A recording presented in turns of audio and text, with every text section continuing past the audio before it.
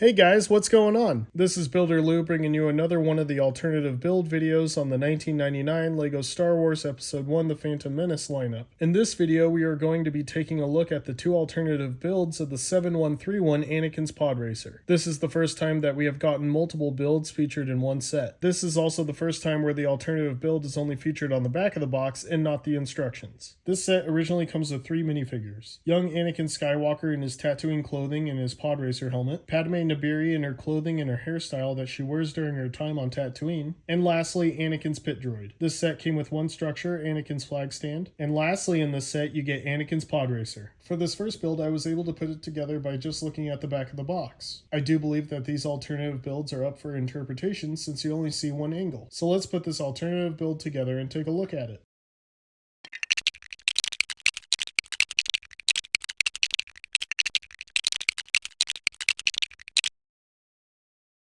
Well, as it turns out, I am actually a pretty big fan of this first build. I do think that it looks really cool and looks like something a kid would have come up with. I think that it's a really good looking jet aircraft. I think that the cockpit area is great and the passenger area is cool, almost like it's supposed to be a small jet version of a biplane. I do think that there are a lot of structurally weak points on this build, but for looks and play, I think it's awesome. The wings look cool and have some detail to them. I like how they can move up and down. The back part of the jet looks really good. It looks like the back part of a jet, kind of. Overall, I think that this was a very cool build and honestly one of the best ones we have taken a look at so far. Moving on to the second alternative build of this set is what appears to be a smaller craft. Let's put it together and see how it comes out.